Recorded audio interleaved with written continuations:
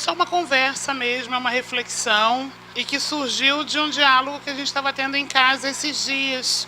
Eu falo a partir desse lugar que eu ocupo, né, desse lugar de jornalista, desse lugar de pessoa que trabalha com dados e que escreve histórias o tempo todo de seres humanos. Então, eu não venho aqui falar na perspectiva pastoral ou na perspectiva teológica. A minha fala tem muito a ver, tem tudo a ver, na verdade, com aquilo que eu faço. E um exercício dentro dos muitos grupos que eu faço parte é de associar isso tudo que eu faço com a leitura bíblica, para que a gente entenda de que forma a gente pode contribuir mais com essa sociedade. E aí, pensando então no Dia das Mães, e a gente conversava em casa essa semana, e essa reflexão é um resultado disso, eu cheguei no texto de Lucas 2, 22 a 35.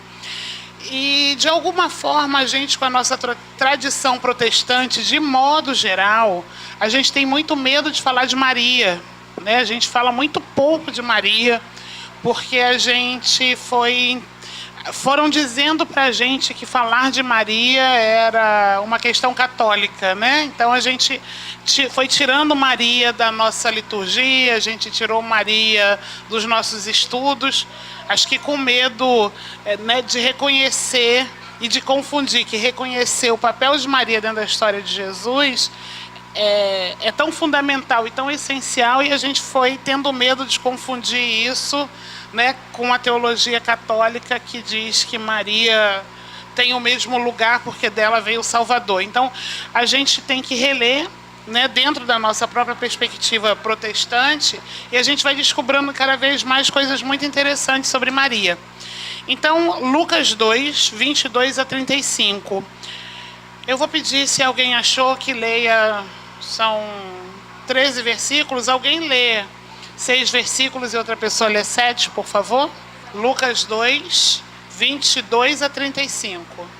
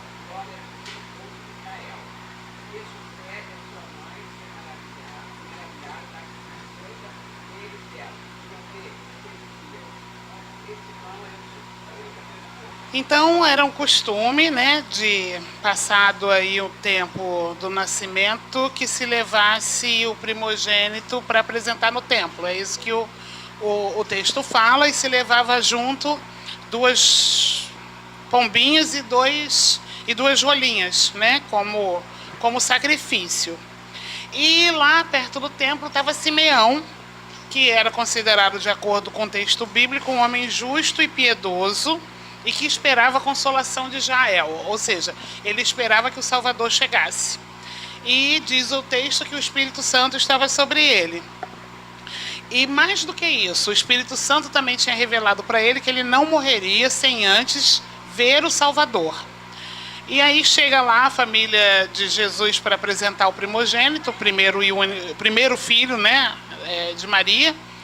E quando Simeão vê, ele é movido pelo Espírito de Deus e pega aquela criança nos braços e louva a Deus, como foi lido, dizendo que, ó soberano, como prometeste, agora podes despedir em paz o teu servo. Então, ele já se dava por missão cumprida ali, né? Ele sabia que ele tinha encontrado aquele que era o Salvador, pois os meus olhos já viram a tua salvação, que preparaste à vista de todos os povos, luz para a revelação aos gentios e para a glória de Israel, o teu povo.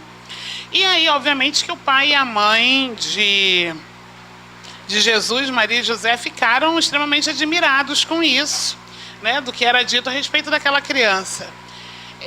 Então Simeão abençoou tanto a criança quanto aos pais. E aí há algo muito interessante, que é o que a gente conversava em casa. Ele faz uma profecia para Maria, né? Simeão faz uma profecia e diz assim: este menino está destinado a causar a queda e o soerguimento de muitos em Israel, de modo que o pensamento de muitos corações será revelado. Quanto a você, uma espada atravessará a sua alma. E o que é ter uma espada atravessando a alma? E é sobre isso que a gente quer conversar aqui agora no Dia das Mães.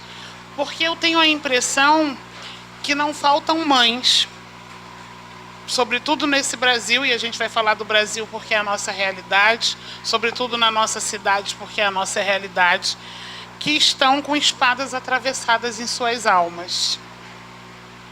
E aí, para a gente falar dessas mães que estão com essas espadas atravessadas em suas almas, a gente vai ver, usando a própria vida de Maria, como é que se deu para aquela que Deus escolheu para ser a mãe do Salvador, como essa espada atravessou a alma dela em diversos momentos ao longo da trajetória de Jesus Cristo na Terra.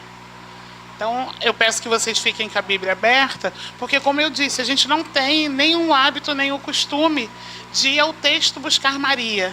Mas é necessário a gente buscar Maria hoje, para que a gente reconheça nas mães que estão sofrendo a Maria, né? E aí, vamos lá, vamos ver, talvez, que esse primeiro sofrimento registrado tenha sido na própria gestação de Maria. Né? E aí o texto bíblico fala em Mateus 2, de 13 a 23. Eu não vou ler o texto todo, senão a gente faria um estudo bíblico muito longo, ainda que seja necessário. Então eu peço que vocês peguem essas referências e, tendo tempo e interesse, depois estudem em casa. Mas o texto de Mateus 2, 13 a 23 fala da fuga e do exílio no Egito, porque era necessário que Maria fugisse do lugar onde ela vivia para que o seu filho nascesse em segurança. Então, imagina se nós, né? E aqui nós temos algumas mães, temos todos os filhos, né? Óbvio, né? Todo mundo que está aqui é filho de alguém, não é isso? Então, a gente tem algumas mães aqui, todo mundo na condição de filho. Imagina a gente, mãe grávida, né? E com o primeiro filho, e esse é um detalhe importante, porque primeiro filho, e eu vejo aqui que a gente tem duas mães, três mães aqui que tiveram um único filho, né? São três mães com um único filho. E primeiro filho, a ansiedade que toma conta da gente, né? A ansiedade, e agora? Como é que vai ser? Será que eu estou comendo a coisa certa para que esse bebê nasça direito? Né? Será que eu estou fazendo a coisa certa para que corra tudo bem?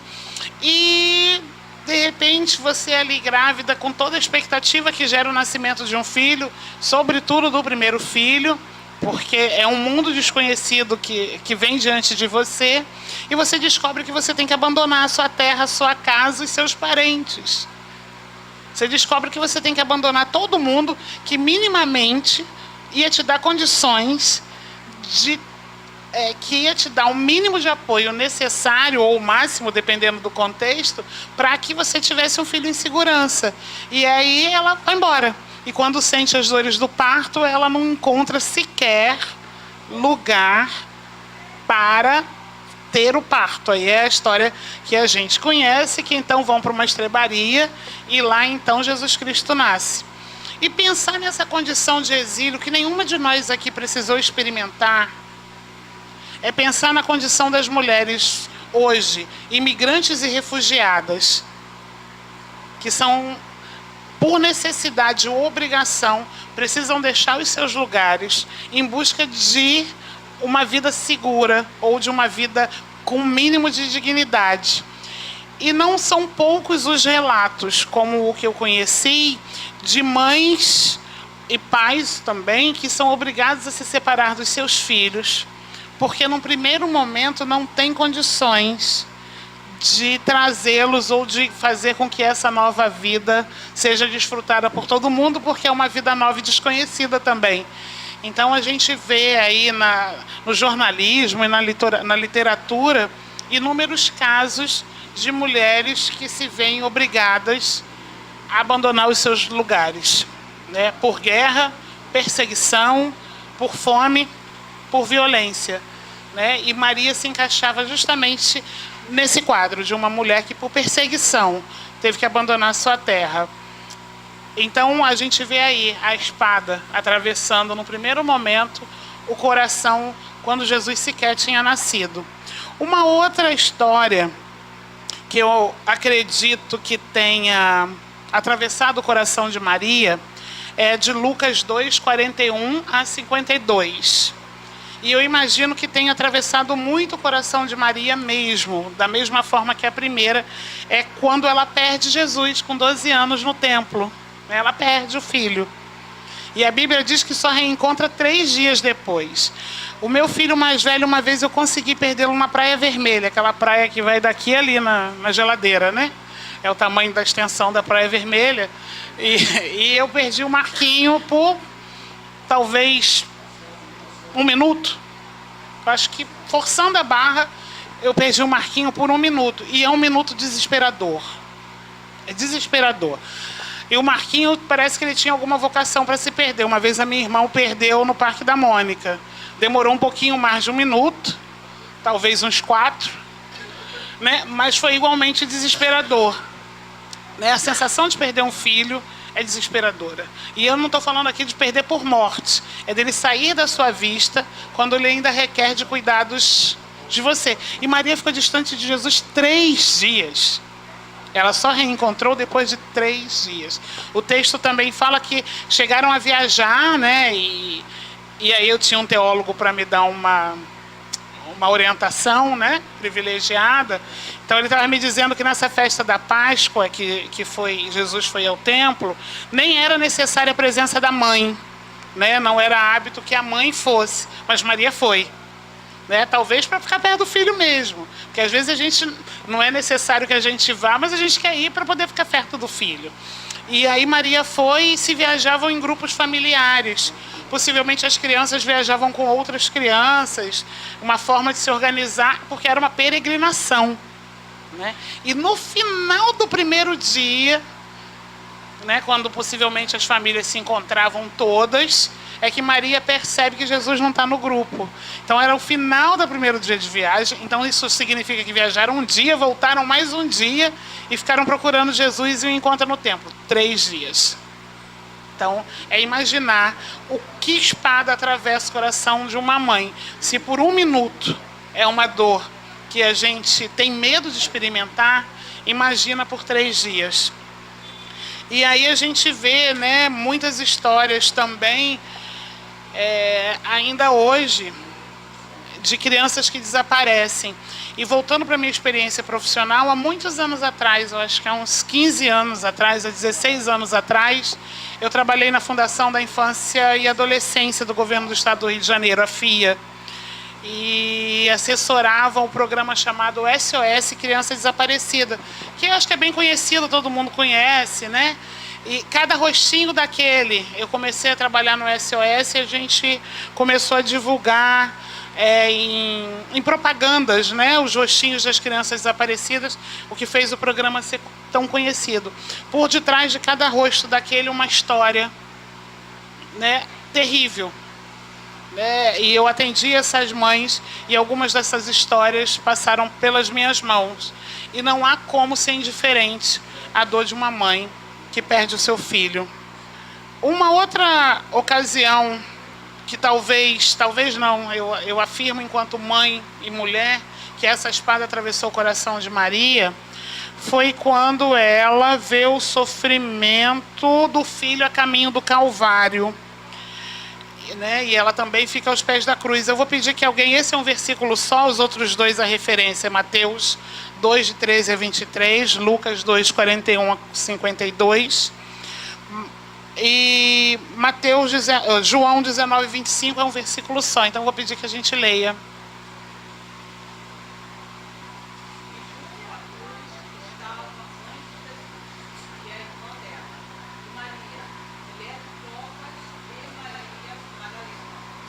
Então, aí o texto está bem claro de que Maria acompanhou todo o sofrimento do filho. Né? Tem uma outra passagem bíblica que eu não anotei, e eu lamento por isso, é que os olhares dos dois se cruzam. Há um outro texto em que Jesus passando, vê a mãe e o olhar se identifica. Acho que esses textos depois a gente vai poder discutir com mais propriedade nos estudos da Madalena, né? do nosso grupo de mulheres aqui da NIB. Acho que a gente já tem uma boa carga de material para a gente trabalhar durante o ano. Né? Mas Jesus vê o sofrimento Maria vê o sofrimento do seu filho a caminho do Calvário e fica aos pés da cruz. Imagina que dor é essa, que é uma dor que a gente até tem falado aqui nos nossos cultos, dessas mães que perdem os seus filhos pela violência. Né? Ainda ouso fazer uma distinção de que você vê o seu filho morrendo diante dos seus olhos. Deve ser ainda pior, se há condições de ser pior, do que você ouvir dizer que o seu filho está morto. Né? E aí eu me recordo de duas histórias que eu vivi em Fortaleza, em dois momentos distintos. A primeira vez eu fui entrevistar uma mãe de um menino do projeto que era atendido pela Visão Mundial, e eu perguntei a ela: quantos filhos a senhora tem? Eu sabia de um que era o atendido pela Visão Mundial, e ela disse: eu tive 6, já enterrei 4. E eles morreram de quê? Todos eles morreram vítimas de violência. E aí eu fico tentando salvar esse, para que ele não tenha a mesma sorte que os irmãos. Então essa história me marcou profundamente. Eu não tive mais notícias daquele menino, mas eu espero que ele não tenha tido de fato a mesma sorte que os seus outros 4 irmãos. E uma outra vez em Fortaleza, eu estava dentro do projeto da Visão Mundial, dentro do projeto, acompanhando também uma gravação, e ouvimos 2 tiros. E a ordem foi: feche os portões imediatamente, né? Era um projeto cheio de crianças. E quando a gente foi se dando conta, a 100 metros do portão, então, né, vamos supor que ali no final da Casa Porto, um pouquinho para lá, num acerto aí das gangues, um cara passou de bicicleta, deu 2 tiros no menino, que foi a 100 metros de nós. E a primeira pessoa a chegar, uma das primeiras pessoas a chegar foi a mãe. E de dentro do portão fechado, a gente conseguia ouvir os gritos com a dor lancinante de uma mulher que sabia que o seu filho tinha acabado de morrer. E foi a primeira pessoa, inclusive, a tocar no corpo daquele menino. Né? A gente assistiu toda essa cena com muito cuidado e respeito. Né? A tradição católica, e a gente não encontrou texto bíblico que justifique a imagem da Madonna, né? A gente tem lá a Pietà, que é a mãe com o seu filho morto no colo. A tradição católica trabalha isso muito bem, e a gente até especula que talvez tenha sido possível, porque se ela estava ali acompanhando o martírio de Jesus, se ela estava aos pés da cruz, né, é possível que ela tenha de fato estado perto quando o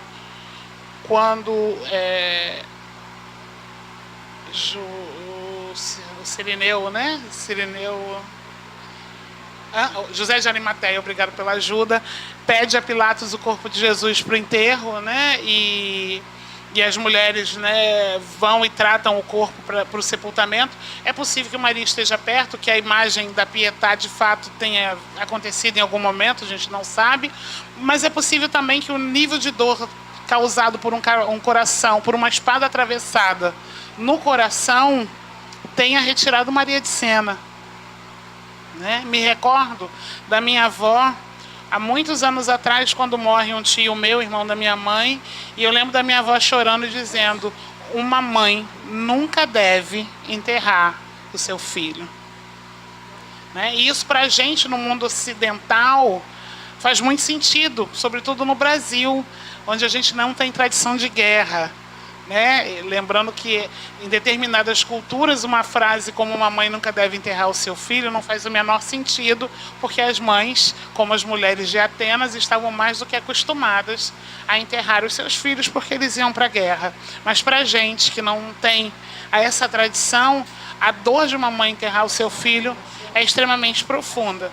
Então refletir sobre isso tudo, e aí eu peço de fato que a gente estude sobre isso, que a gente traga Maria não para o centro da nossa fé, né? Porque no centro da nossa fé está Jesus, mas que a gente consiga trazer Maria para o centro das nossas conversas e da nossa discussão teológica, para compreender o papel e a importância da mulher. E mais do que compreender o papel e a importância da mulher, é compreender que esse sofrimento que Maria passou ao ter o seu coração atravessado em diversas ocasiões por uma espada, a sua alma, né? Ou coração, dependendo aí da tradução, é o sofrimento de tantas mulheres com quem vivemos, que estão próximas de nós e que também não estão perto de nós. E o mais importante disso tudo é saber que Jesus não é indiferente à dor de mãe nenhuma, porque a mãe dele sofreu. Né? Jesus não é indiferente a nenhuma mulher que é humilhada por ver o seu filho humilhado. Jesus, a meu ver, é o maior aliado das mães que têm espadas atravessadas em seus corações. E nós que servimos a esse Jesus, temos a responsabilidade de anunciar a essas mães que têm espadas atravessadas em seus corações que Jesus é solidário e compreende o sofrimento delas. Porque ele, como filho, viu a sua mãe atravessar essa realidade. Então que a gente sempre resgate esse papel, né, de anunciar a essas mães que Jesus Cristo sofre a mesma dor que elas sofrem. É isso. Que Deus nos ajude a cumprir essa missão em tempos tão difíceis como os que nós vivemos, né, em que as mães estão desempregadas e já estão tendo dificuldade de alimentar os seus filhos. Nesse momento, nós temos no Brasil mais de 5 milhões de pessoas vivendo novamente a realidade da fome. E em toda casa com fome, há uma mulher que está saindo e não está conseguindo dar conta disso. Então, que a gente entenda, de fato, o nosso papel como cristãs e cristãos nesses tempos. Que Deus nos ajude.